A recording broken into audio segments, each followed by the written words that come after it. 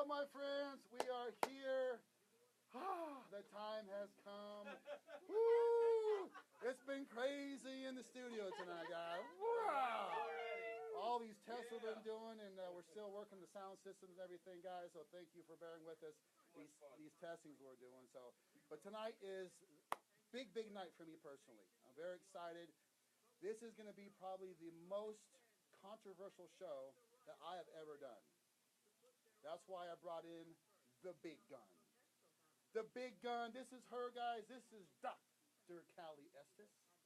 She has come on the show via phone probably almost 20 times this last year.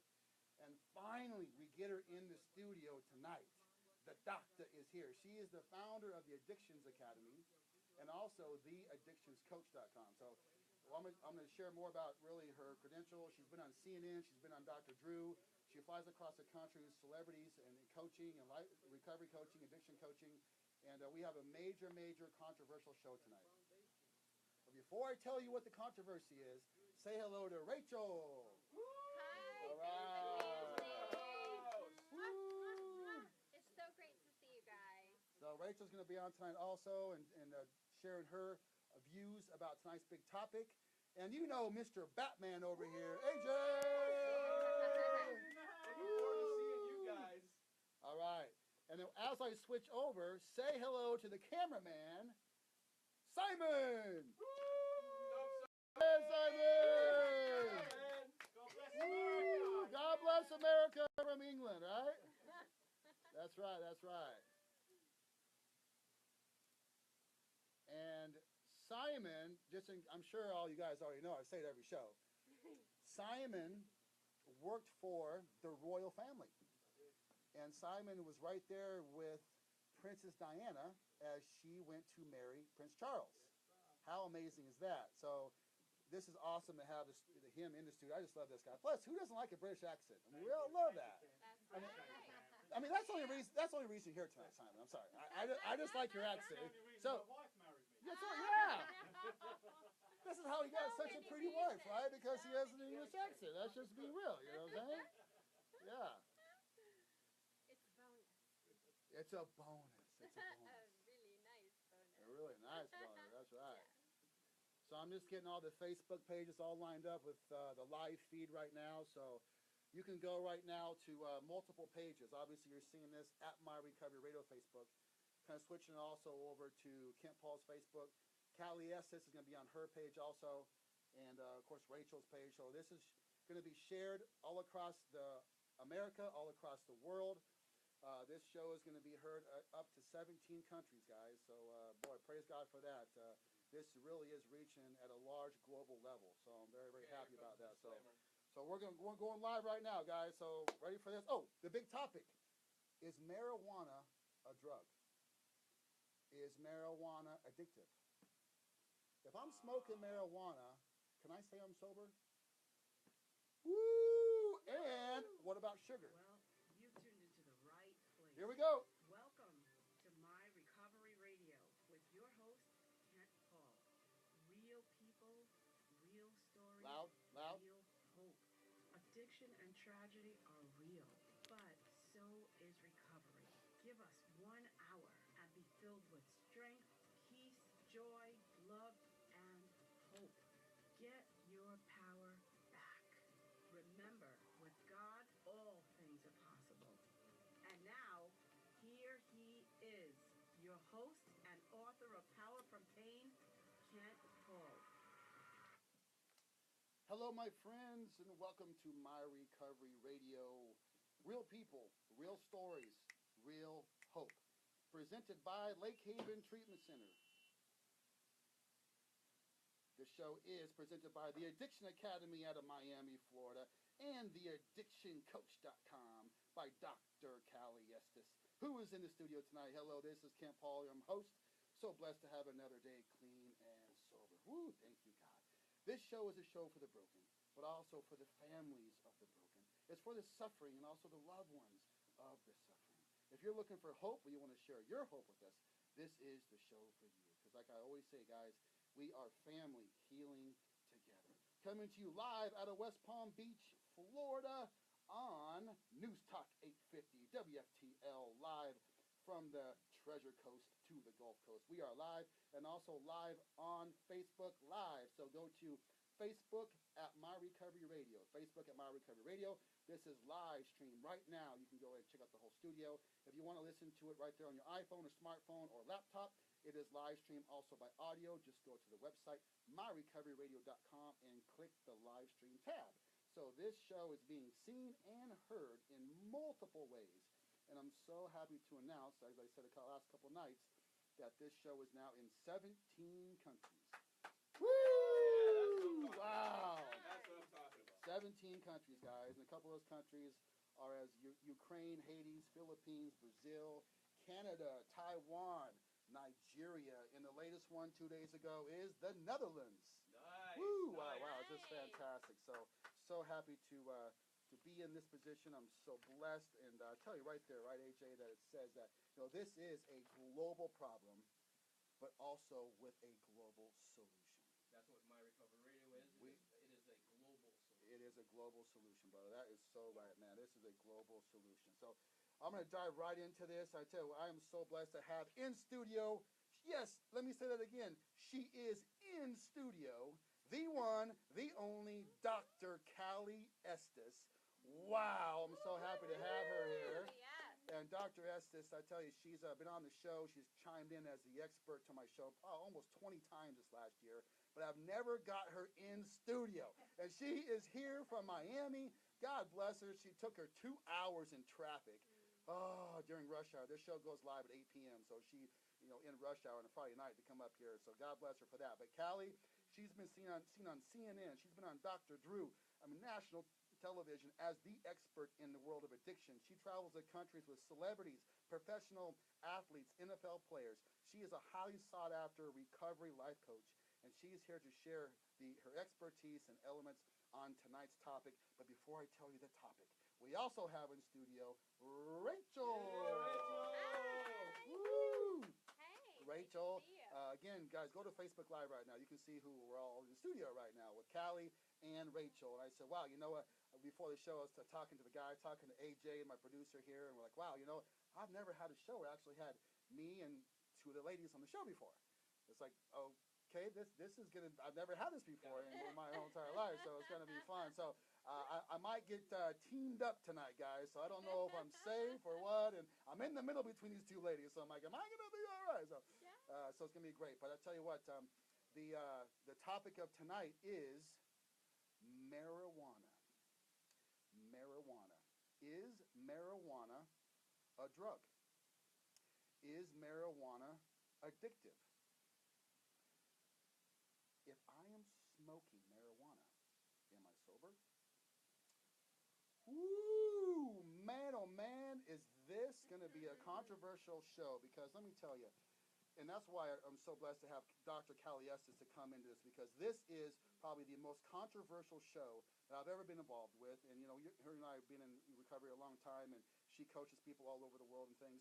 And this is the topic that's probably most controversial. I personally know people that are in the rooms of recovery.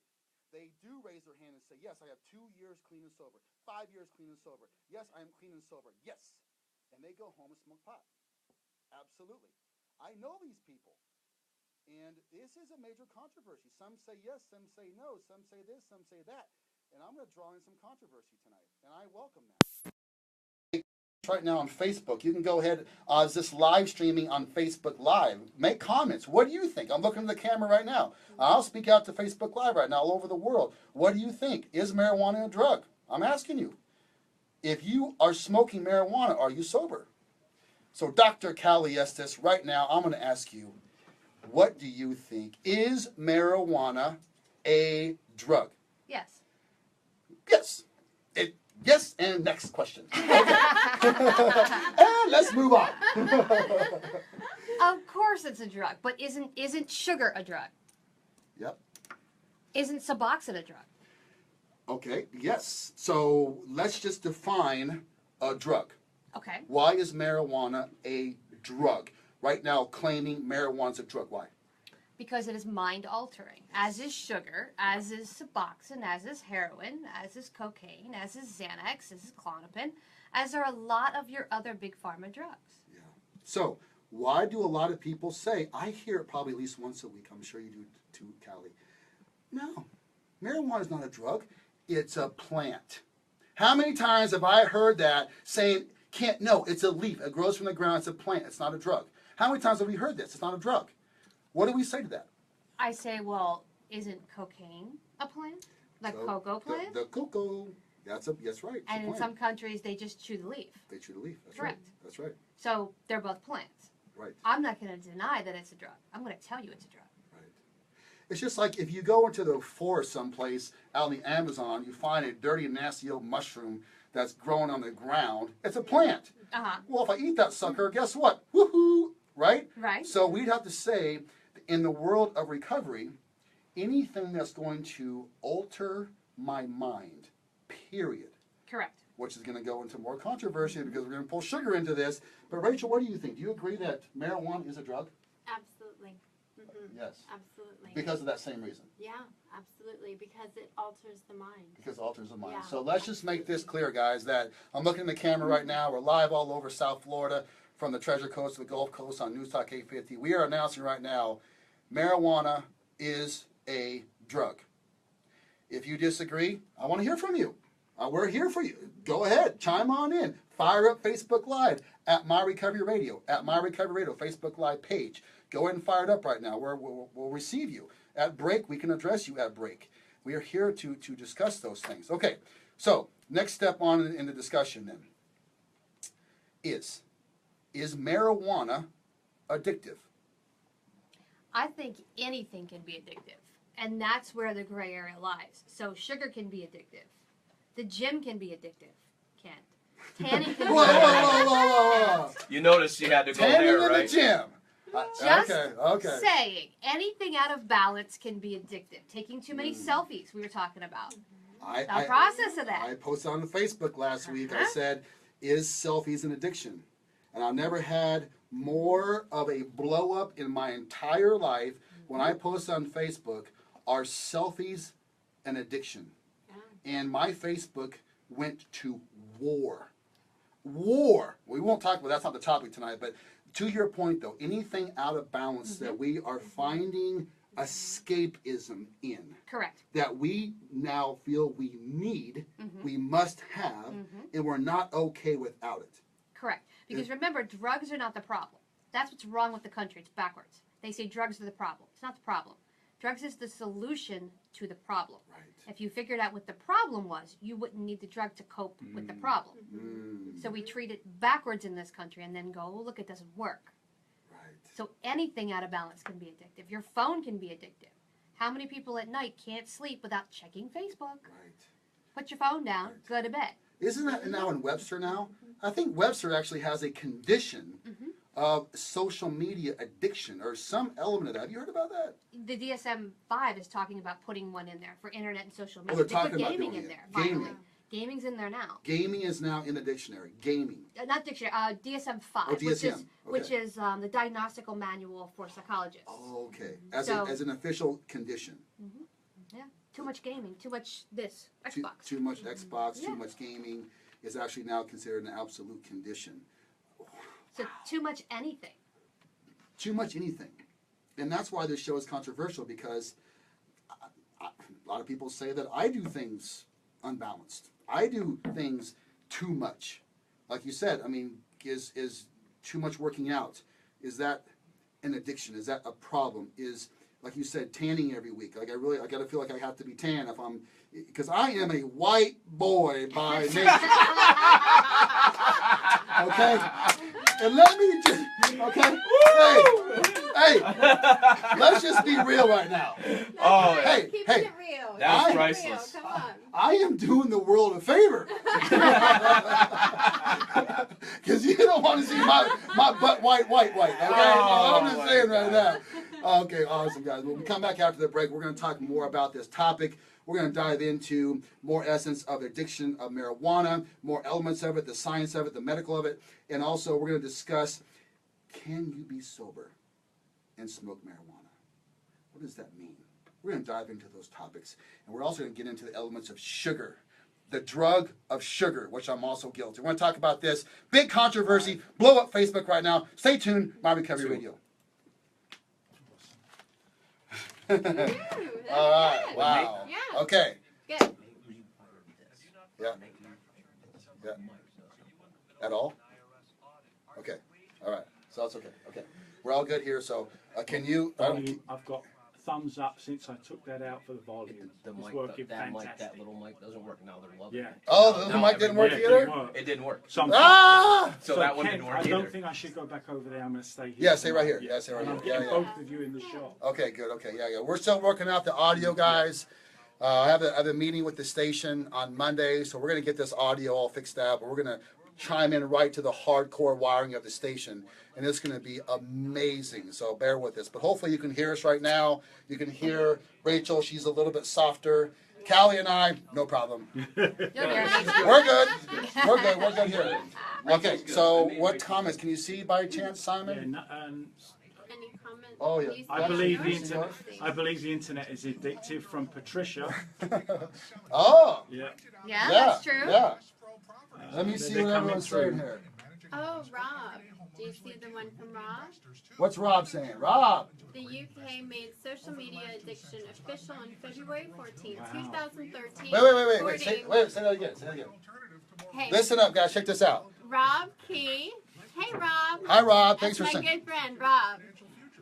The UK made social media addiction official February 14, 2013, according to www.thefix.com. Wow, thank you for sharing that resource with us, Rob. Yeah, thank you. Definitely. Wow, that is right there. Yes. And Yeah. Jamie says social media hits the same brain centers. Dr. Cali Estes, what do you think? Does it hit the same brain sensories, social media components that an actual drug may? That's a good What- question. You know, I don't know the answer to that. I have to research that one for you. Yeah. Because you have process addictions and you have chemical addictions. So gambling, sex, Say that again to the camera. Okay, The two you different, have- the different kinds of addictions. you have process addictions, and then you have chemical. So process would be internet, gambling, sex, things that are not put into your body, but your body releases its own endorphins. So your body gets addicted to its own endorphin rush. That's different than alcohol, drugs, cocaine, methamphetamine, that kind of stuff, or even food, because you're not putting something in the body. So is it possible? Yes. Would I have to research it? Absolutely. It just depends on it also depends on what your own body chemistry is and what dopamine is released. For example, there was a study done on women. They put two sets of women in different rooms. And in one room, they showed a video of chocolate milkshakes. And they monitored the women's brain, and it was through the roof just watching the chocolate milkshake be poured. In the other room, they just gave them a chocolate milkshake. And actually giving them the chocolate milkshake to drink had a lower dopamine level than actually watching it on the screen. Wow. So if you're doing that kind of a thing, you translate that to the internet, absolutely. Wow. Wow. So would you say that in your professional opinion, no science done research so far, but in your views, but in your professional opinion, would you say the answer is yes? Yes, I would. Yeah. Yeah. Would the hormone be dopamine? I think it is dopamine, and I think it has a lot to do with self-perception. Because, for example, you see these millennials, they check into Starbucks, and they're getting a mocha froco latte, and then they take a picture of their drink, and then they judge themselves on how many likes they get. If they only have 5 likes versus 25 likes. Well, if Becky got 25 likes, now they want to do something 2. even more crazy We're back. to get something bigger. Oh yeah, we're good at that. Welcome back to My Recovery Radio, my friends. This is Kent Paul, your host. I'm so blessed to have another day clean and sober. We have the big controversial show tonight. We have Dr. Cali Estes with the Addiction Academy and my friend Rachel Shirley here as well. And we're having a great time here. Before we went to break, we're talking about the big topic, controversy, marijuana. Is it a drug? Is it addictive? Am I sober if I'm smoking marijuana? And then we're going to dive into the almighty sugar after that. And boy, does Dr. Cali Estes have some amazing things there. So let's get right back into that as well. Now, in your professional career, you were telling me earlier on that you are actually using marijuana from the essence of getting people off Suboxone and also off of heroin. Heroin, Suboxone, and methadone. And methadone. Yeah. So tell us about the science of that. Why marijuana in those cases, in your opinion, is necessary, and then what do you do? What should a person do in that process of getting sober? Okay, so the first thing is, in mainstream media and mainstream medical, it is okay if you're a heroin addict to go on Suboxone. It's okay to go on methadone. All it is a low-grade legal opiate. That is a big pharma grade type thing. It is not natural. It's made basically in a petri dish. You're putting that in your body. It's harder to detox from Suboxone and methadone than it is heroin, because heroin does have a natural component. So that's a problem. So you get these doctors who prescribe Suboxone, and it should be a 5 to 7 day detox and done, but they put them on maintenance plans, so instead of doing heroin, now you're supposed to be on a maintenance plan. Maintenance plans, what happens is it leaches into your bones. So now you have phantom pains, you have headaches when you try to come off of it, and the same thing with heroin. You're going to have the night sweats, you're going to have the terrors, you're going to have the insomnia, you're going to have the restless leg syndrome, you're going to have the nausea, you're going to have the headache, you're going to have all of that, plus you're going to have something called brain fog. If you get through all the physical, a week into it, you're flat. Nothing makes you happy. All the dopamine is gone in your brain. By taking a little bit of marijuana, and mostly the edibles work the best, or the oils, you don't have those symptoms. It takes all of them away. So the transition from using to sober is so much more pleasant and so much more easy when you have that bridge. So that amazing explanation about why you use it in that process. What then? What does a person do when they go through that medical process? Very well explained about the dopamine process, the brain chemistry process. This is very important from the science aspect in the world of addiction and recovery, medically. So we take out the big, bad demon monster out, and we go ahead and use his little demon brother. Nice. Good way to put it. The mini demon, and bring that into the equation too, because it is, you're right, it's better than the big monster demon that's going to kill you any second. I agree with that. Okay, so in this this discussion, now a person is possibly dependent on another mind-altering substance. We identified it earlier as a drug. Here's the difference. Okay, what do you do then? You're not physically dependent on marijuana. You're Marijuana and not cocaine physically. are emotional dependent drugs. Heroin, Suboxone, and methadone, Okay. Percocet, Percodan, Vicodin, anything in that opiate, area, you are physically dependent. So your biochemistry, literally Changes. biochemistry changes, Yes, and you become clinically, correct. down to the cellular level, dependent on the substance. Correct. That is a lot different than treating a cocaine addict or a crack addict or a meth addict. Very, very different. Because physically, if they don't have it, they crave it physically, which is a lot different than the emotional aspect of, I really could get high right now. You don't need to. But with the opiate crowd, they need to feel need normal. to. Correct. Otherwise, literally down to the biochemistry, I am not okay. Okay, Correct. so versus marijuana, you said marijuana, and did you say heroin? As far as not only being emotionally No, dependent. cocaine. So you're saying that cocaine does not change the biochemistry No. of the body to this degree we're talking about. So, Correct. so cocaine, and we get off topic a little bit, is an emotional addiction. So you call it an emotional addiction, and marijuana an emotional Correct. addiction. Correct. So how do you define emotional addiction? Emotional addiction is something you feel you need, not physically, but boy, I could really use that. Think of it this way. You haven't had any cookies today, but you want a Chips Ahoy cookie. How many Chips Ahoy cookies do you sit down and eat? Where's the average person who has one cookie? Have you met a person who's had one cookie? Never met that person, no. Okay, so you sit down. So emotionally you say, I want that cookie. Do you need the cookie? No. Does your body crave the cookie? Not really. It may crave sugar, but a banana's sugar. Banana's better sugar. Right. So it's craving the banana, but your mind goes, I want that cookie. Emotional. That's emotional attachment to the cookie. Now you eat the cookie and watch what happens. You have one cookie. Do you stop? No. Why? Now you become physically addicted to the sugar. Now you want the next cookie. Yeah, wait. We're gonna get the sugar, because once we get the sugar, we're gonna, like after the next break, that's a whole nother Oprah. Yeah, I love my Oprah. That's a whole nother Oprah. Gonna come on to that. That was funny. You know I love my Oprah. I have her on the show a lot. You know. Okay, so I like that. That was good. tell me, when you smoke marijuana, is there any chemical released in the brain? Is there any element of serotonin, dopamine, norepinephrine? Is there any brain chemistry alteration from marijuana? Yeah. What is that? It's very similar to cocaine and sugar. The brain is always altered when you do something. See, But what is the hormone? That's what I'm asking. You're talking about what it does is cloud the brain It clouds and it the brain. relaxes you. So it's not actually releasing a hormone like a dopamine, possibly like a serotonin. That's not occurring. Correct. Now, what heroin does is heroin shuts down your brain. It hijacks your receptors. It hijacks it. So instead of your body producing its natural chemical, heroin stops it all and takes the artificial and inserts it.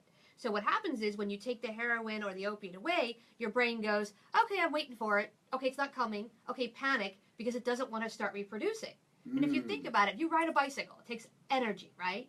Then you go buy an electric bike, you get lazy, right? Right. Okay. Right. Do you want to go back to riding the bicycle if you can use the electric bike? No. No. That's what happens with heroin. Ah. Marijuana does not do that. It does not do that. And when you stop using marijuana, you don't have all the side effects that you have of heroin. You don't have the restless legs. You don't have the nausea. You don't have the diarrhea. You don't have the vomiting. You don't have the insomnia. You don't have the headaches. You don't have the brain fog. The only time you have the brain fog is when you're using it, which is why I don't have them smoke it. I'd use the edibles or the CBD oils. They ingest the oil. How long do you have them on the marijuana process to get off these major drugs? Depends on the client. So if you have somebody shooting heroin, it's going to be a longer step-down process because you want to make sure the body resets itself. It can take 6 months to a year to reset your body to reset itself from opiates. So you might have them take marijuana for a year? Depends on the person. Yeah, depends on how much they're doing. See, I just don't know if I can agree with that. There's got to be another way There's got to be another way. for a person to be on a mind-altering substance drug to get off another drug that the process is a year. I can't imagine that person getting off marijuana. Okay. Every day? No, Every day. it depends on the client. Now remember, you're also using CBD oils, which don't have THC, so you're not getting high. You're not getting high. So your mind is not being altered. Correct. Okay, well then So it's a step-down process. So it's not a drug. Correct.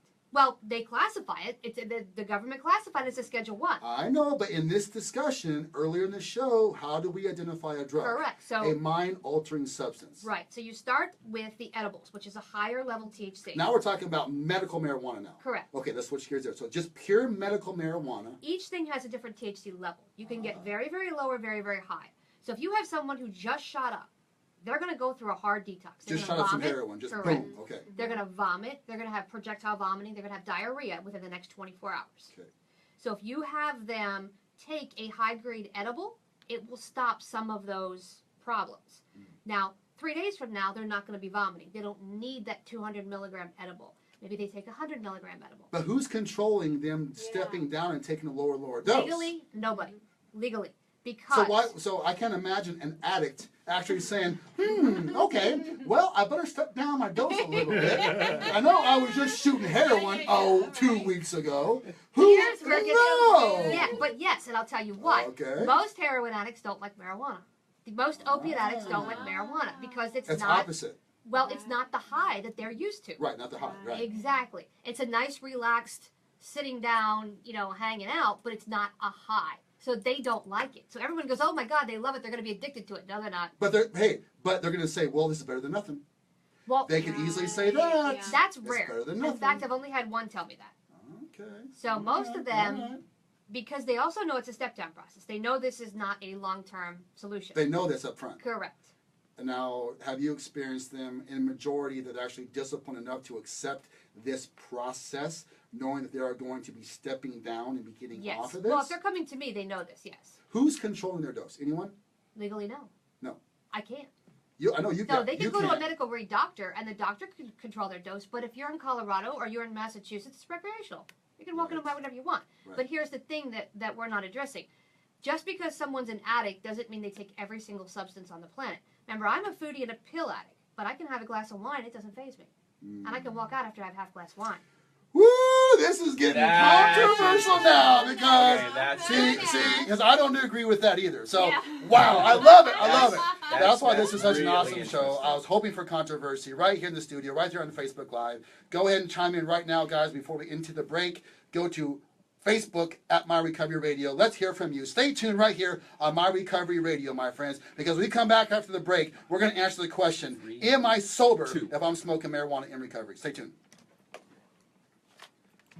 The glittering inaugurables. Excellent. That's great. This is good. job. That's So great. Yeah. are you reading? What do you think, guys? So Rob has another question. Okay, And this Rob. is a good one. Rob has a question. Rob has a Okay. question. There are many articles that suggest that THC from smoking marijuana can be transferred skin to skin, causing the recipient of the touch to become high. True or false? Wait, they're saying that if a person is smoking marijuana Right. and they're in touching of their pores to another person, that person can actually absorb in the marijuana? Yeah. Is that possible? This is like the old adage where you inhale the joint, you blow the smoke in someone else's mouth, and they're supposed to get high. I'm going to say no, because even if you touch the person, you might feel a tingle, but I highly doubt you're going to get high. There's a difference between getting high and not getting high. Yeah, I can't imagine that. I can't imagine me, what I used to do, pop a couple Xanax, be snuggling with someone, and they actually, through my pores, they can actually start to feel the effects of Xanax. Or actually through your sweat glands. I think there'd be too much detoxification through your entire body process, being the great human bodies that we have through that, to actually convert over an element to the point it actually can enter enough dose into your body to be a mind altering. So I think we're agree on this panel that the answer is, on our opinion, I know we have a doctor in the house, but we are saying no. No. What else do we have? Okay, Jamie is asking, how about medical uses for marijuana, i.e. for topical use, not eaten, smoked, or vaporized? Love it. Okay, so when my Can people... you repeat the question? Yes, so the question is topical use. So if you have aches and pains, if you are detoxing and you feel sick, one of the things with opiate detox is they have what's called phantom pain, meaning they might feel their elbow hurts. It feels like it's broken, but it's really not. So there are really good creams and salves that help with muscle soreness, muscle relaxation, and muscle pain that are all natural. Love them, use them, refer them out to everybody. Awesome. Who we have? Who's I this? think is it Hope? Oh yeah, Hope. Hope Zaro says, everyone's brains react addictively to different drugs. What if someone can have one drink but never relapse? Is there a drug? Are they an addict also? Are they still sober? Hope's up my alley. Okay, so the question was, if you're sober and you have a drink, do you relapse? Now, So it yeah, so depends. if you're sober and you have a drink, but your mind's not altered, you only had one drink. Are you still sober? That's a good question. That's the But question. Here's my question to Hope. Was your drug of choice alcohol? Because if your drug of choice is not alcohol, we're back to, I can go to the bar, I can sit there for 6 hours and drink half a glass of wine and be completely fine, because alcohol is not my drug of choice. You give me some speed, I'm off to the races, because I don't like to go down. I don't like morphine, I don't like opiates, I don't want any of it. When I go to the hospital, I don't take it. Can't stand it. So, in my opinion, it depends on what your drug of choice was and if you're harm reduction. I do harm reduction a lot with my clients. How about this? How about this deep down in your soul, Hope? Ask yourself the question, why? What is your why? Why did you have that drink? 30 seconds. If cocaine or something was your drug of choice, you have a glass of wine, what is your why? Were you seeking escapism? Were you seeking it? Did you emotionally relapse? It's something to think about. Yeah, or rebellion. What? Meth. Meth? 15 The seconds. choice is meth. Meth. Meth. So I'm going to say no, Meth. no, and I'm going to tell you why, because I do harm reduction. If your drug of choice is meth and you like to fly, alcohol is not going to do it for you, because you're not going to be a downer. But if you do everything, then my answer is yes. Welcome back to My Recovery Radio, my friends. Whoo, boy, at the break, we are just blowing up Facebook Live. We are answering questions from all over the country. Some great questions. The last question that just came in is, if you're a meth addict, that was your drug of choice. You're off that. You're sober now. A year or two down the road, I'm going to have a glass of wine. Did I relapse?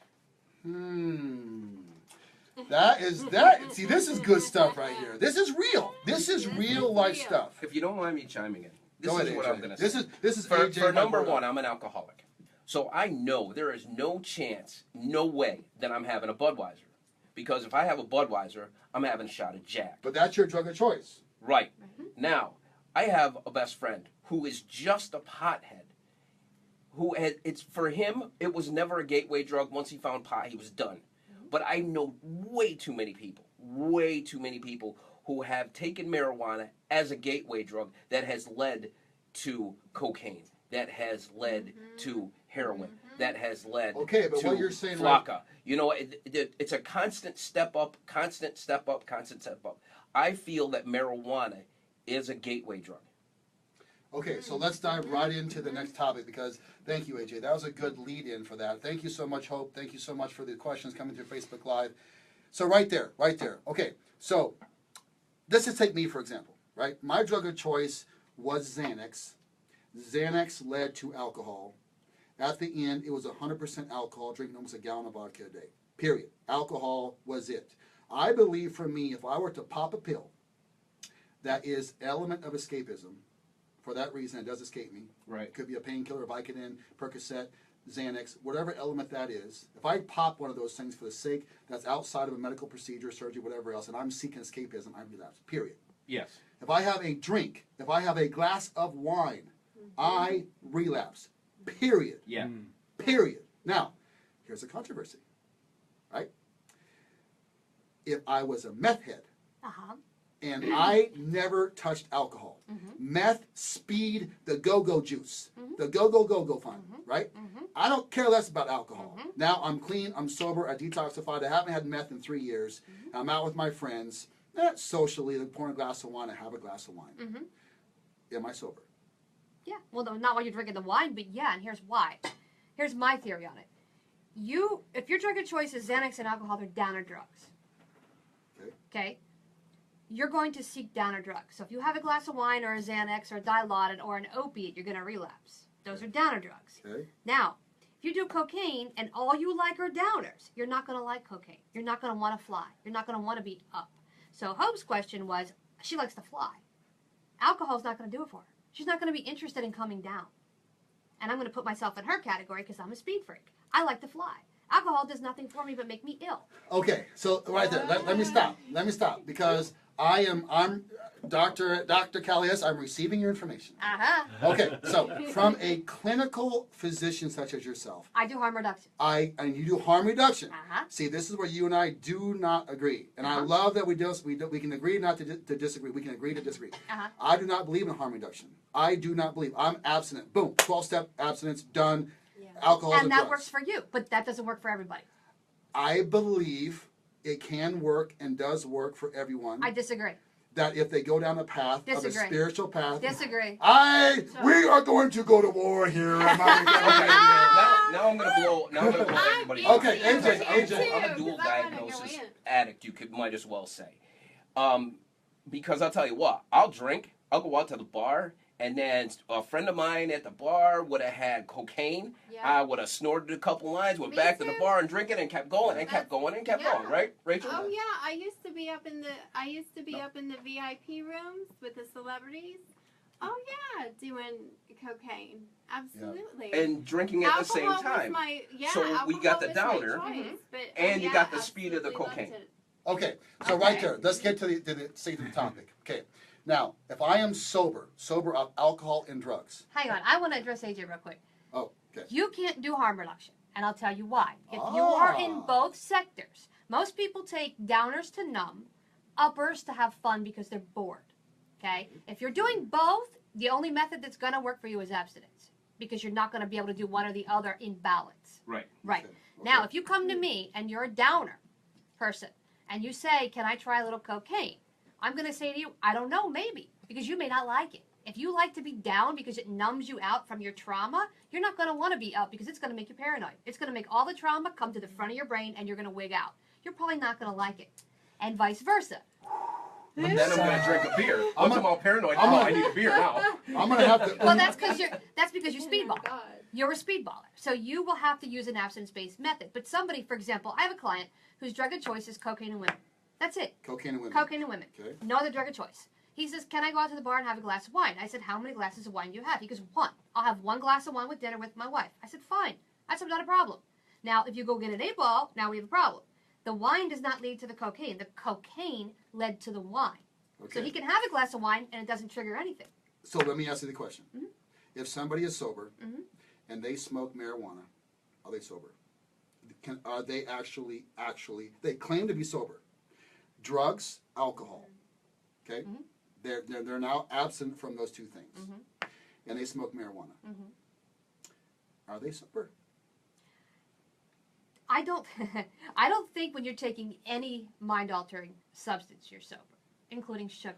Okay. There it is. There it is. Oh, There it is. okay. There it is. So you actually promote non-sober methods. That's harm reduction, honey. That's what it's called. So you actually promote, so we are not going to get you sober.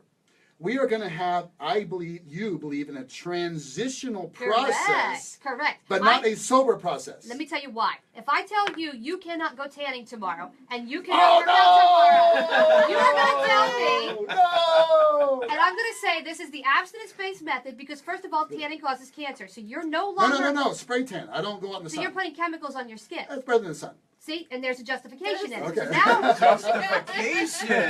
we're going to talk about that. So if I say to you no more tanning, you're going to panic. And you're going to say to me, what do you mean no more tanning? How am I going to stop tanning? And you're going to look for alternative ways Okay. to get your skin the color you want it. So for me to say to you, instead of stopping tanning altogether, I want you to go, instead of going, how many times a week do you go? Like once every 10 days. Okay, I want you to go once every 20 days. And then I want you to go once every 30 days. And then I want you to go once every 40 days. That's a lot more palatable for most people than you can ever do this again for the rest of your life. You can never, ever, ever, ever put a chemical on your skin or sit in a tanning booth. But I don't use tanning to run and escape from my emotional problems of life. No, but you use tanning to increase your appearance, which makes you feel better about yourself, which in turn does what? Well- Self-esteem issues. Here we go. Well, then should I not go to the gym then? It depends. It has to be in balance. I'm in balance. I go to the gym 4 or 5 days a week. I exercise only 1 hour each time I go in there. I'm very balanced. I tan 3 times a month. Is that not balanced? That's in balance. That's imbalance? That's in balance. But that sounds like it's more maintenance. Yeah. Right. Absolute For you. maintenance. Not, 100% maintenance. not having to do it like you were before No. when you were a bodybuilder. You had Oh to my have word. bigger muscles. Let's be real clear. Right. When I was Mr. Colorado, I was one sick puppy. Hey, Let's just be real. I was one sick. I looked good on the outside, but I was not good on the inside. So if you don't work out now, That's fine. I didn't work out today. I missed my workout today. how do you feel, and Ken? I'm fine. Okay, so can you, I'm a little edgy right now, man. I'm gonna freak out. Me and Dr. Cali Estes are going to break both so I can work out today. No. I understand what you're saying. I totally understand what you're saying. This whole essence of balance. Here's my stance on this. We know we're about to go to break because we got to go to sugar still tonight. But I believe this.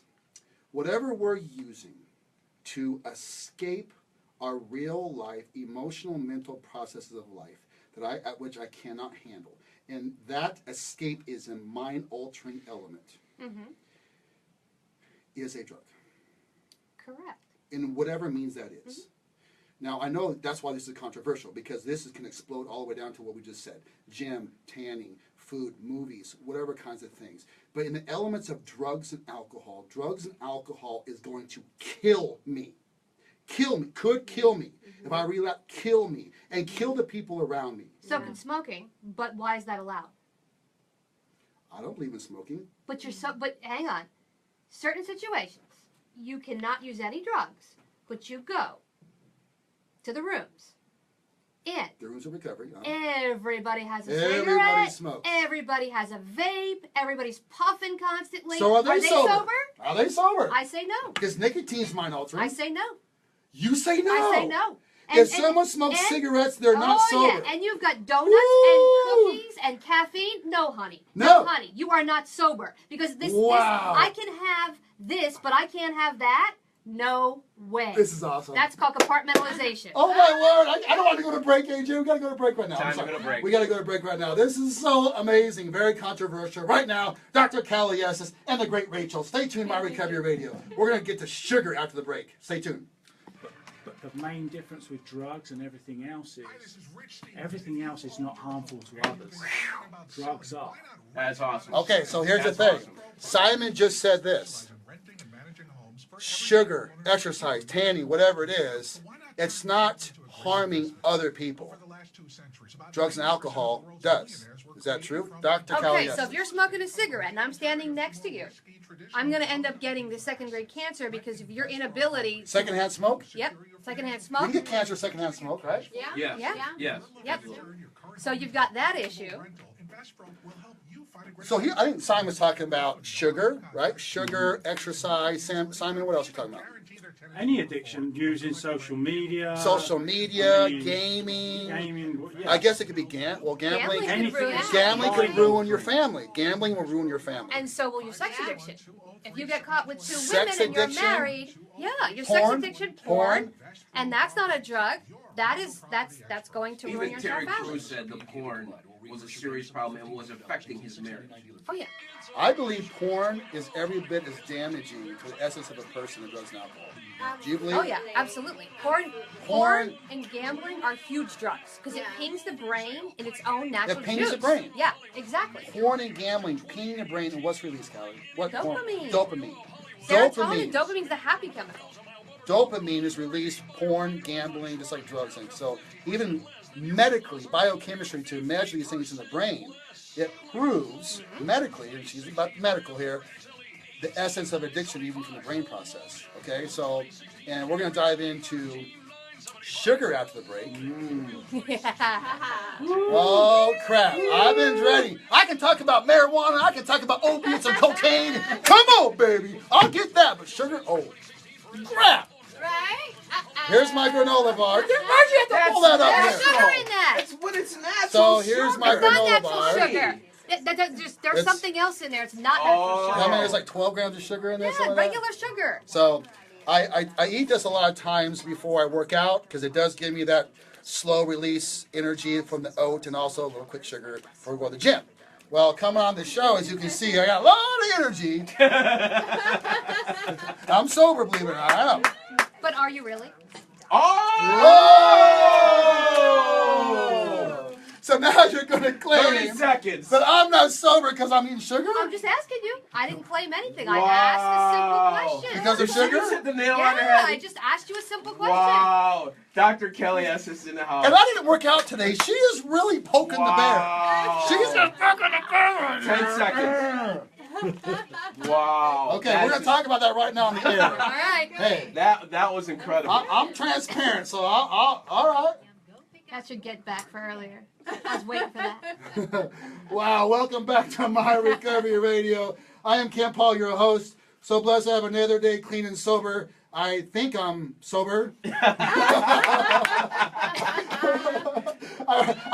After I go into all my breaks, I say, so blessed to be another day clean and sober. And Dr. Estes, we're going into the break here. We're talking to social media, Facebook Live, answering questions, talking about this. And now we're switching over to sugar. I have a granola bar right here on the counter as I eat granola bars sometimes before I go to the gym or before this show for energy, maybe a banana, because I have a lot of energy on this show and whatever. And so she, right before we went back on air, I said, yeah, but I'm sober. And she says, but are you? That's incredible. That's Am I sober? I'm telling you, that was an awesome. Yeah. So that's the question right there. Talk about Because a mind opener. so does that mean that anyone that has a granola bar or has fruit or any essence of a sugar, okay, we're going to go to that, actually is not sober? Well, no, that's absurd. By Okay, the way. there's this That's picture in my head absurd. of a bunch of people sitting around in a room and they're smoking cigarettes, which has nicotine, which is an upper. They're having coffee, which caffeine is an upper, and they're eating donuts. And they're going, I'm sober. Are they? Okay, Right. So okay, but let's pause a second because Cali Estes just pulled up a picture in her phone with a scan. What is that? A CAT scan? It's CAT scan. It's sugar and cocaine. And Sugar if you and look cocaine. at it, Two you can different see brains, right? Two brains. Two brains. One has sugar, one has cocaine. Correct. A CAT scan. Correct. So well, people who can't see the video right now on Facebook Live, describe what they're seeing right now on the video. The sugar and the cocaine pings the same lobes of the brain, and if you look at the sugar side, it actually lights it up. Talk to them. It actually lights it up even higher. Wow. So the sugar alters really? the mind more than cocaine. than the cocaine. And this article was actually, they came right out and said Oreos are legal crack. Because this was the study they did with the Oreos. Yeah. Google it. Wow. They did a study with Oreos, and the Oreos, the fat and the sugar content pinged the brain higher than the person using cocaine. So that's my question. If the same lobes of the brain are pinged, and they're even pinged more than that of the illegal drug, why is the drug that's legal not illegal? But why, when you take cocaine versus sugar, is a completely different experience. You're altered to a different state level-ism than if you have some ice cream or candy bar. Well, you are and you aren't, because now think about you this. Are. It's different, very different. Right, but coming off of it, it's very similar to heroin. Coming off sugar is very similar to heroin. Wow. So anybody who does sugar daily that tries to detox gets cranky, irritable, they have insomnia, they have headaches, they're brain foggy, they can't remember things. They are just a bear to deal with, and that takes 2 weeks. That is a very, very mild detox. Detoxing sugar takes 2 weeks? Yeah. So how much sugar are we talking about that would result to these kinds of side effects in detox? I'll give you my personal example. Yes, please. Okay. For breakfast, I would eat a donut. This is you personally. This is me personally. This is back when you were... This is my food addiction. Your sickness in addiction. Okay, correct. Go ahead. I would have a donut for breakfast. A donut. A donut. Okay. Sometimes 2. Sometimes they were, Krispy Kreme, you get 12, you get 1 free kind of a deal. Okay, so I have 1, sometimes 2. For lunch, I would have a salad, right? The whole concept of salad, but I would douse it full of sugary dressing, not thinking there's tons of sugar. Yes. And then I would have a big hunk of bread. Well, what is bread? Bread metastasizes sugar. I didn't know. Then in the afternoon, I would have a protein bar, because back then they were really granola bars, right? They really weren't protein bars. Oh man, don't dog my granola bar. Okay, go ahead. And then for dinner, I would have pasta, which is sugar, and a piece of bread. Not thinking, because I'm not eating white sugar. But What's you're the not problem? eating refined sugar that's going to be considered an escapism food. Because that's not this is called a pleasure element food, carbs in general. Yes, now we're getting on a whole different road. But we're talking about ice creams and candies and cakes and... Oh, yeah, and I would eat cake. I would eat all that. Oh, you would? And then all of a sudden, you stop eating that, the body goes, wait a minute, hello, I was using that. I was using that to make dopamine. Because think about it. Every time we celebrate, what do we have? It's your birthday. What do you get? We get sugar foods. You get a cake. Oh, get a cake. Yeah. It's your sober birthday. You get a cake. You get a cake. Right? Yep. You have a divorce party. What do you have? You have a cake. You have a cake. Beer. And cake. Beer and cake. Okay. And more cake. I'm just saying. That's what AJ has, beer. There's some people I have had cake. A beer cake. So you have tons of sugar. Everything we do is surrounding by sugar. And then we put corn syrup in everything. Corn syrup in cereal. Corn syrup in pasta sauce. Why is there sugar in pasta sauce? Who came up with that? It's tomatoes and oil. Sell more product. Correct. To sell more because product. it makes you addicted. Addictive. Wow. Dunkin' Donuts. But we were biggest dealer talking, in the country. but let me comment about that. Rachel and I were talking after last night's show, and she was making some good comments about when people first get sober, they actually suggest to have sugar because of the biochemistry that's like me, drinking almost a gallon of vodka a day. I get off that element. I was having a large Oreo blizzard from Dairy Queen every single night for like the next month. Wow. Now, I'm not saying that was necessary, but I was all crazy. But she makes a good point, even medically, when you first get sober, are you supposed to have sugar? No. No. Well, here's to your point. I'm talking like the first couple weeks after, Right, and you said, well, why would you come off heroin with marijuana, get addicted to marijuana? Why are you coming off alcohol and getting on sugar? Now you're addicted to sugar. Yeah. Same thing with heroin. You go to the treatment centers and you got the kids with Skittles in their pockets, walking around with a Mountain Dew and a Coca-Cola because their counselor said eat as much sugar as you can. Not as much as you want. No, you know what you do? You take amino acids that boost the dopamine in the brain. Amino acids. Correct. To increase the dopamine in the brain, which is the hormone we're seeking anyways. Correct. We're doing it from a different portal. You exercise, which increases dopamine. Dopamine. You do yoga, which increases. Dopamine. You meditate, which increases. Dopamine. There you go. There it is. See, you just talked to a fitness expert about how to increase dopamine, so you know he was all over that. I know. His eyeballs are all bugging out. That was great. I wish you guys could have seen. I'm all on board. Let's all work out right now. Let's do a yoga class right now. Because I want some dopamine right now, baby. That's the way to get it. Let's work out. But right there, we're talking about the danger. This is beautiful. The danger element of sugar. You just proved it by the scan. They showed it on camera between the actually even more pings of brain than cocaine.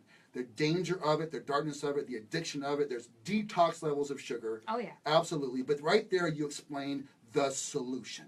There is another natural solution of proper foods, amino acids, which is elements of protein, increasing of exercise, meditation. And what was the other one? Yoga, meditation, fitness, and amino acids. Okay, yeah, so I said them all. So those are the ones that increase the same. So guys, if you're listening to this right now, live on AM 850 WFTL all over Florida, online live stream all over the world, and Facebook Live, guys, right there. If you want to get yourself stepped into true recovery, more exercise, meditation, proteins, amino acids. And see, I'm not doing yoga, but I'm doing everything else. And I have a granola bar. I have my granola bar for performance, Cali. Yeah, I have to have it for performance. Yeah. I'm not having my granola bar to escape my emotions. I'm doing it so I can perform for you. Why are you not America. having a protein shake with some fruit? Why are we having a I already granola had bar? one of those today. Okay. All right. So, wow, this is absolutely amazing. Cali, before we exit into the show, you put my hey, she's gonna tell on America on my granola bar right She's here. about to read. Okay, so how many grams of Hang on sugar? a second. How many grams of sugar? Hold on. When you read the ingredients, Uh-oh. the ingredients that are more, meaning it has more towards the front. So the first thing that's in here is whole grain oats. We have That's 30 the fruit. seconds. We have 30 seconds. Come on. Sugar is the next one. How much sugar? It just says sugar. And then down is brown sugar corn syrup. How That's many- nonsense. How many grams of sugar was I eating in that granola bar? I can't read it. It's 11 grams of sugar. 11 grams of sugar. So I was having 11 grams of sugar before I even go to the gym or on the radio show. So And this is okay. 2 servings. Okay, so now I'm guilty enough for my granola bar. Okay, fine. I'll have my amino acids, my fruit, my protein drinks. Exporters Yeah. in the world. Yes. Yes, okay. And we live here. We're into the show. We only have about 20 seconds. What's the last comments that you have all across the world on this topic? Well, I mean, I think everybody's level of sobriety is independent to them. And I think everybody's modes of getting there are different. And I think everybody who has a different path needs to be honored in the way they get there. So just because you do harm reduction or abstinence doesn't necessarily mean that that's how the world needs to do it or how the world needs to view it. If it works for you and it works, then you do it. Right. Rachel, I'm sorry we didn't get to you a whole lot in this show. No, but that's last couple okay. minutes, last This couple has seconds. been fantastic. No, this is really good.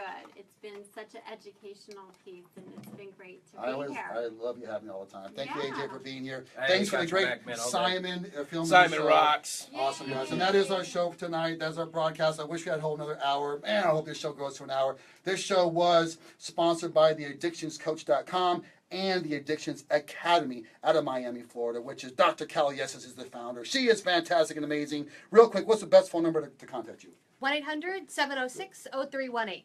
Say that one more time. 1-800-706-0318. Thank you so much, guys. This show is recorded tonight, of course, live. It'll be on podcast tomorrow at myrecoveryradio.com. If you want a copy of my book, you can order that on the website. Also, it's called Power from Pain. Follow me on Facebook and Twitter. Tell everyone about this show, guys. If there's topics you want to hear about, even controversials like this, please email me, Kent@myrecoveryradio.com. Kent@myrecoveryradio.com. And this was a great controversial show. I love it. Callie, I still love you, Callie. Even though that, I still love you. I still love you, Rachel. I always love you, Rachel. Okay, in closing, please always remember, guys, whatever pain and suffering you are going through, there is hope. Recovery is real, and you will find real stories of real people with real miracles of healing right here on this show. We walk this journey together, guys. We are never alone because we are victors and not victims. God loves the broken because there are more pieces to work with, more chances of miracles. Oh, it's so amazing, guys. Everything you want, guys, is just on the other side of fear.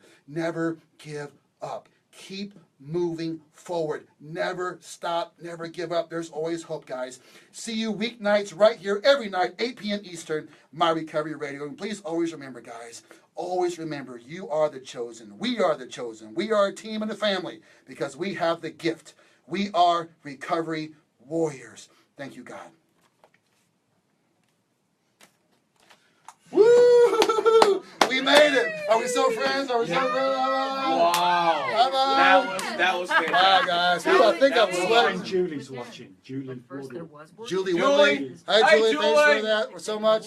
Is there any final questions, guys? Hey, Julie. Hi. I'm glad you joined us.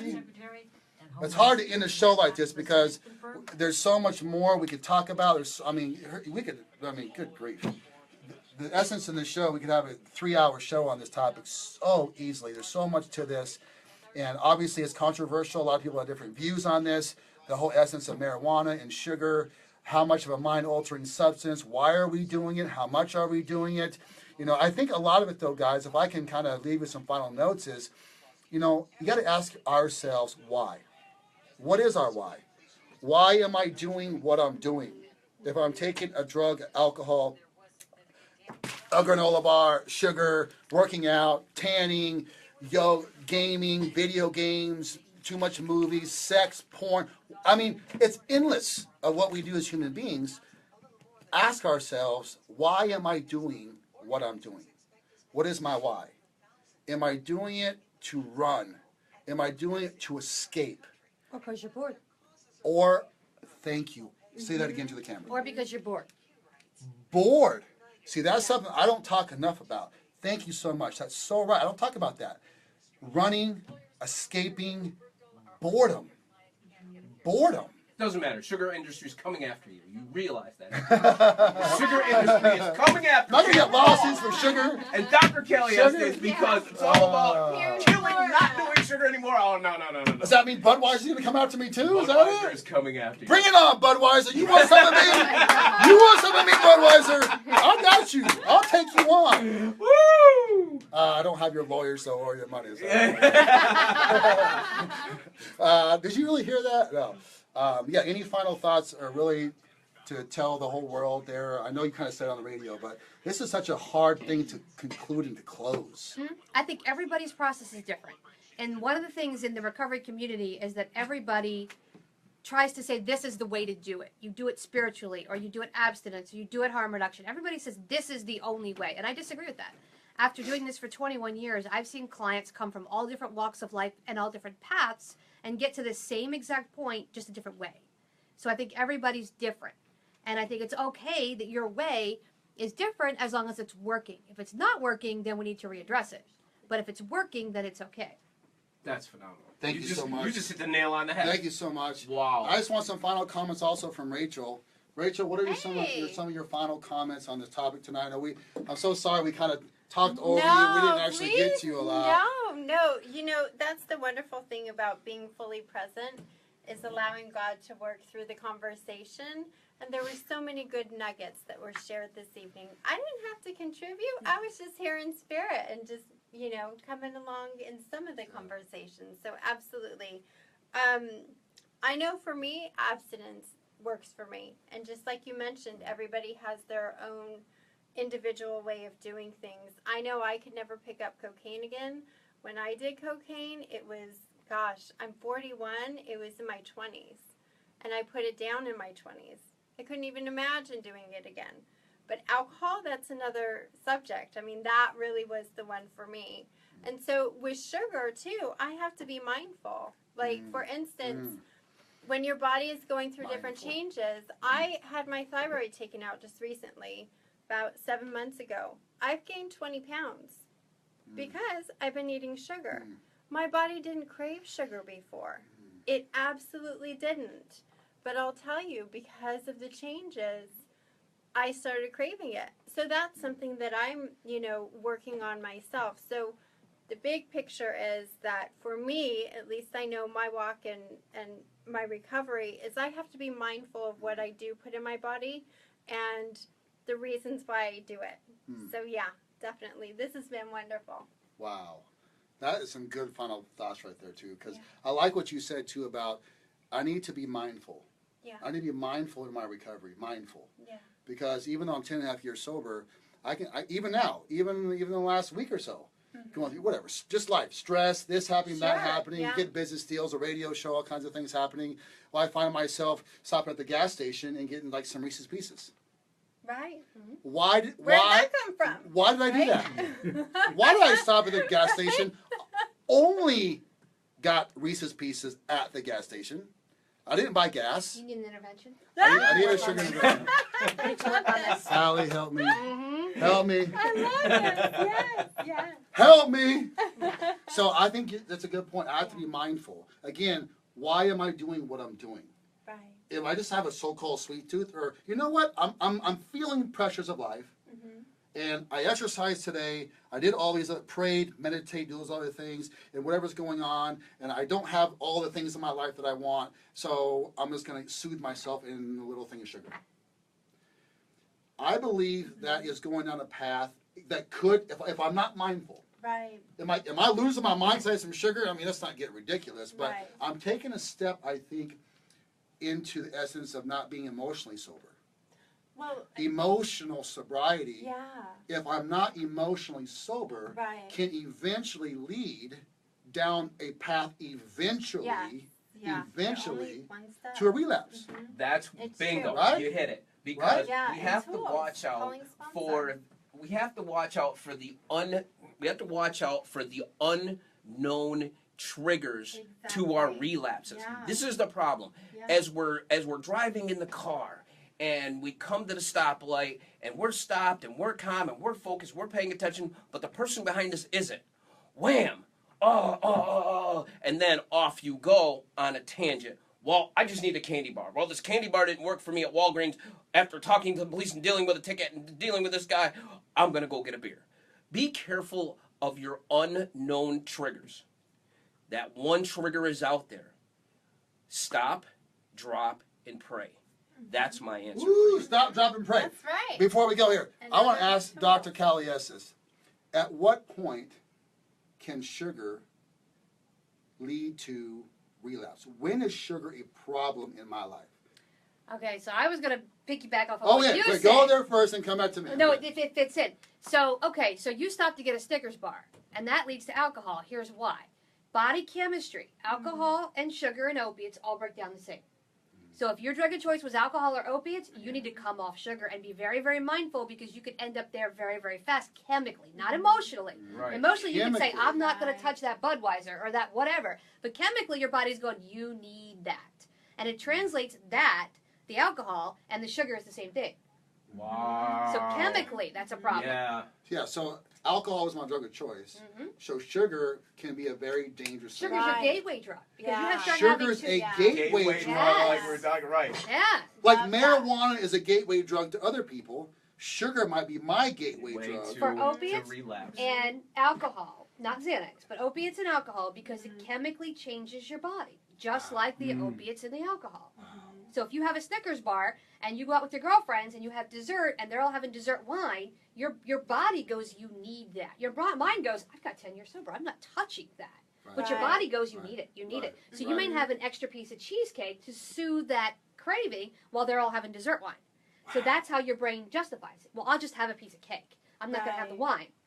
The cake and the wine metastasize the same. The same. Just sugar. The sugar. Wow. Yeah, so people Right. listening, I was like, you guys are a bunch of crazy freaks because are you saying that I can't ever have sugar again? That's insane. Well, now for What me, would we say? okay, now remember, my drug of choice is sugar. My drug of choice is food. So here's your question. If I go to a buffet, do I relapse? Did I think it really crazy? Oh! So if you're a food, That's hey, if you're a food addict Right? wow. and I go to a buffet, do I relapse? Well, So I What have to if you say pick yes. the right food? Download the Matrix. Yes. Boof. If Okay. yeah. Yes. Yes. Well, hey, about this. But not if you What- pick the right food. But no. What was your why? Why did you go to the buffet? I went with a social group. I had one plate, What and did most you- of it was salad. Then no. So if I go and I have everything on the menu like I used to do, then I relapse. If you're Right. if you're chasing escapism, Uh-huh. you relapse. Okay, so that's a good way to explain relapse.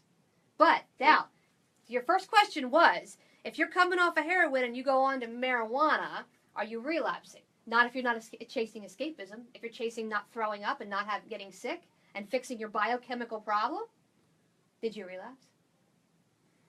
Okay, so wait a minute. So here's my Holy smokes! Okay, wait. Since we're on the marijuana thing, I gotta. Wait, you one gotta at a do time. One at a time. You gotta do something. When you're coming off alcohol and you're coming off opiates, the physical withdrawal is horrible. So you can't just stop. Right. You can't take an alcoholic and say, okay, Right. you're done. They could Detox die. and die. Same thing yeah. with Xanax. You Right. could die. You've Right. got to be properly detoxed. Yeah. So if you're not properly detoxed, Come on over. you're gonna die. Right. So So- what if marijuana was the catalyst to do that? Does that all of a sudden mean you're relapsing on marijuana because you're not doing alcohol? If you're done with the medical process, If you haven't done the medical process. if you haven't done the medical I process, take somebody who's doing heroin who just shot up in the car and comes to me and says, help me get off this. And And you- I you take get- them out and to you give 'em a joint? Colorado. I don't give them anything. oh, Don't give anybody anything. I'm sorry. I She take them doesn't to give anybody Colorado. anything. Go to Colorado, where I'm from. It's everywhere. And it's recreational. They can walk in and buy whatever they want. They'll walk in and they'll say, I'm detoxing. What do you recommend? The guy behind the counter is going to go, how do you want to feel? I want to feel like this. Okay. Boom, boom, boom. And there's Gorilla Glue. There's Lost Tribe. There's Banana Kush. There's all kinds of stuff. Each one does something different. And each one has a different level of THC. So depending upon what your ailment is, they can recommend a product for that ailment. So it's not about let's get high and wig out. It's about let's stop you from throwing up. Let's stop you from having Okay. restless legs. So it's a medical process. Yeah, so that's what I'm Correct. saying. If you're using it for a medical process, Mhm. I don't believe it's a relapse. If the medical process is complete, Right. then a person is seeking mind altering. Now here's the Right. question. That's a relapse. How do you know the medical process is complete? Only to thine own self be true, my So friend. you have to have Nice. To self-restraint. thine own self Okay. be true. Well, what- That's how you know. what about Because we somebody- wouldn't know on someone else. What about somebody who did cocaine and drinking, Mhm. stopped for years, and then decided, oh, I'm going to try some pot and is smoking pot? To me, that would be a relapse. That would be switching the drug Two drug of things. choice. If they're addicted to the pot, meaning they have to have it, they do it on a daily basis, then I would say yes, that's a problem. But if they went out and had one joint, I don't look at it like you've got 10 years clean, you now relapse, you have to start from ground zero. I don't like that because there's too much guilt and shame. So what, you had a joint. If you're not doing it every day and it's not a problem and it's not your drug of choice, I'm okay with that. That's not a relapse? I don't like that word. Relapse comes with guilt and shame and negativity and starting over, and I don't like any of it. So what would you call it? I don't call A it anything. slip up? I don't even call it that. I say if it's not your drug of choice, it's not that big of a deal to me. Okay. But now there's exceptions. Alcohol, Xanax, and opiates become physical. So you can't go out and have a Xanax. You can go out and have a glass of wine, but you can't go out and have a Xanax. Xanax is going to lead to something worse. Klonopin, same thing. I know I can't take opiates. Xanax ever again. No Well, see, doubt about that's it. your drug of choice. That's Right. right. Now, you may, just for argument's sake, you may take a speed pill. You're not going to like it. Because if you like to come down, I'm a down you're guy. not going to like it. And you're going to say, I don't want any more of that. Don't give me that. I'm in reverse. So when I went in, I had surgery on my ovary, they wanted to give me morphine. I'm like, I don't want morphine. I'm like, why? I don't like morphine. I'm like, we'll give you a Percocet. I don't want a Percocet. We'll give you Dilaudid. I don't want a Dilaudid. Well, what do you want for pain? Give me an aspirin. That's what I wanted. Like, we have to give you something. I'm like, I don't want any of You it. didn't want it. I Because don't like you're to a come go-go down. girl. Right. You're a go-go. As soon as I come down, I'm not happy. My mental state goes down. I don't feel good. Exactly. I'm itchy. I'm uncomfortable. I don't like it. I want out of my skin. You give me speed, my body loves speed. That is Is perfect that in my body. genetic? Is See, that genetic? That's a problem because we don't know. We My don't know. family history, nobody did drugs or alcohol. Not one person. But in your opinion, are you medically wired for go-go's versus down? I think so. I think if you took somebody's body chemistry and analyzed it, why some people prefer like their body chemistry, not the mind, not the emotional.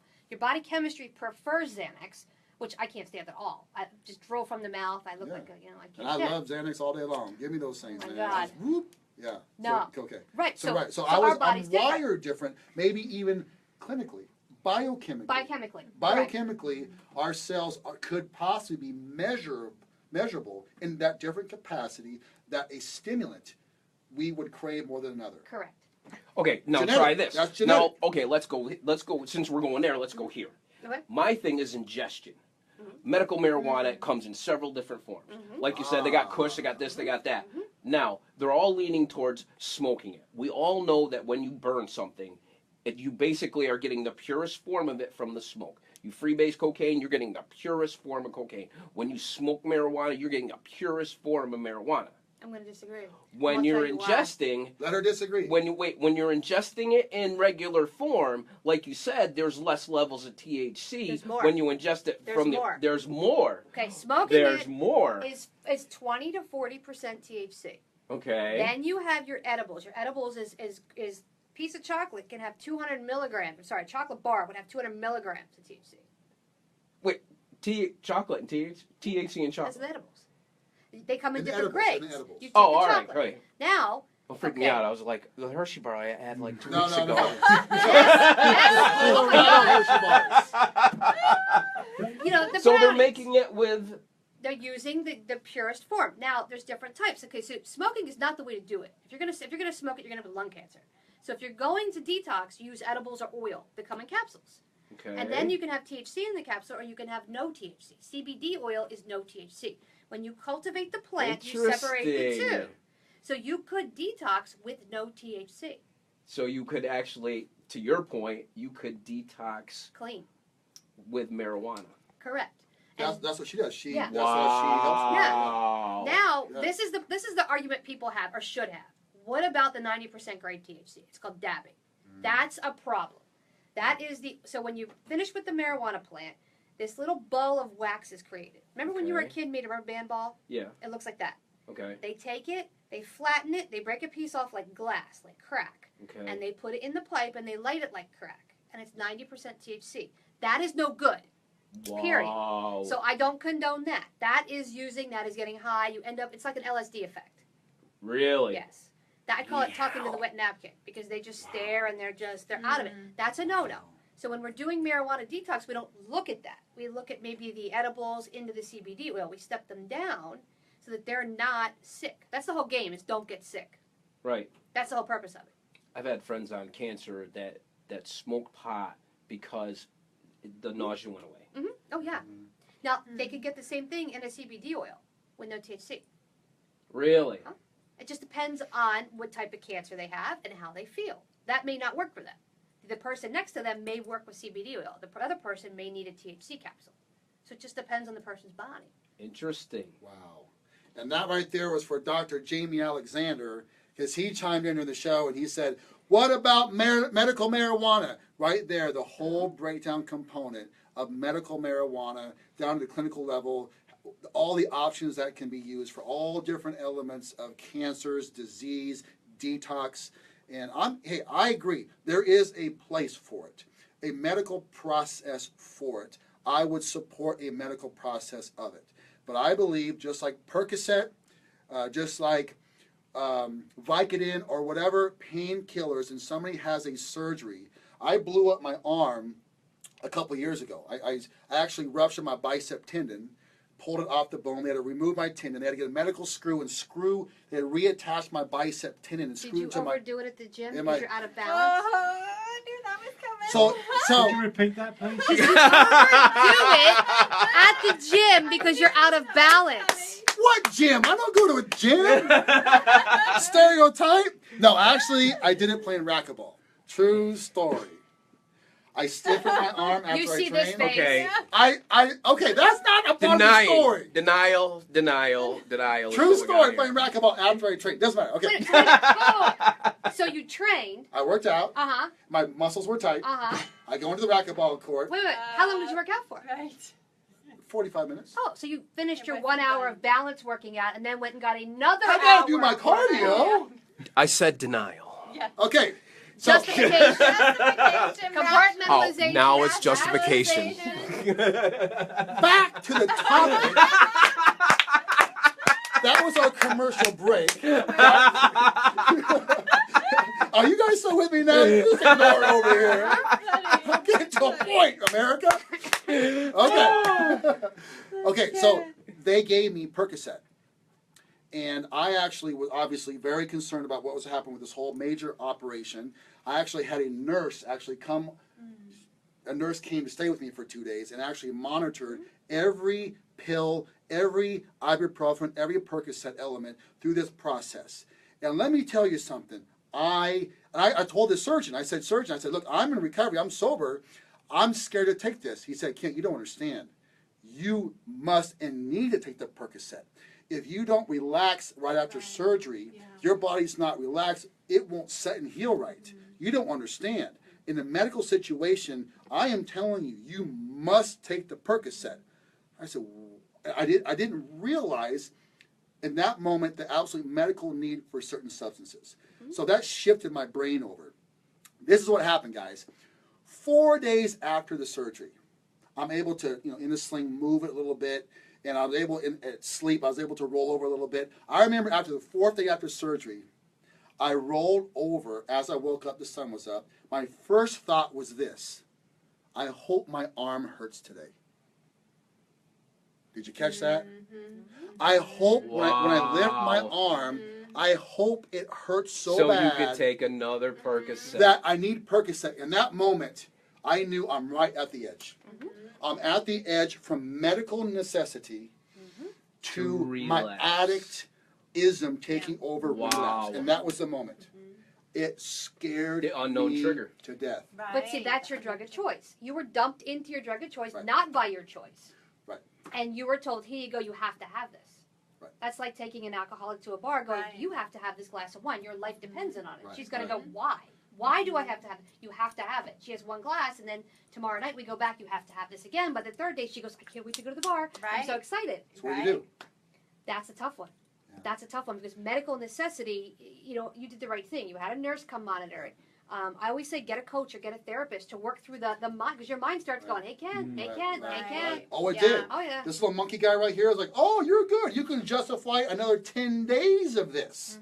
You can get a refill in 3 more days, Ken. I have a name for that little thing. Wow. I used to have a client called the Diablo, the devil. And I said, we're going to call it the Drama Fairy because it's way more dramatic. Drama Fairy. Drama Fairy. I need to have this. Kent, you have to have it. I think I'll choose Diablo a little bit more. Yeah, let's Drama Fairy. So I have to have Mine was fairy. simple. I just called him dude. Oh no, the dude's talking again. I gotta go. But see, but if it's the Drama Fairy, it's way more condescending. You're like, oh, there's the Drama Fairy. You don't want to deal with the Drama Fairy because the dude or the Diablo sounds cool. Drama Fairy. Yeah.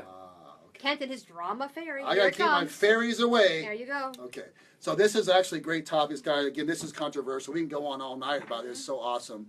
So now you know why Dr. Cali Estes is the founder. This chick rocks. She is awesome. The founder of the Addiction Academy. Now you know why, guys.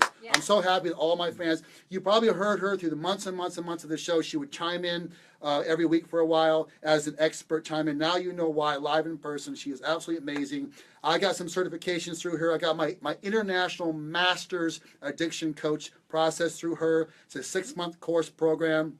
She's amazing. She teaches people all over the world. She has 3,500 certified coaches. Wow. And interventionists. And interventionists. She has certified 3,500 people in this world.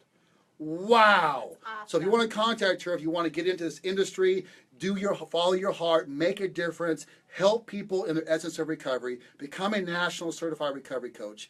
I'm telling you, if you're out there and if this helps you at all, she is really awesome. I just say that because I've experienced her courses.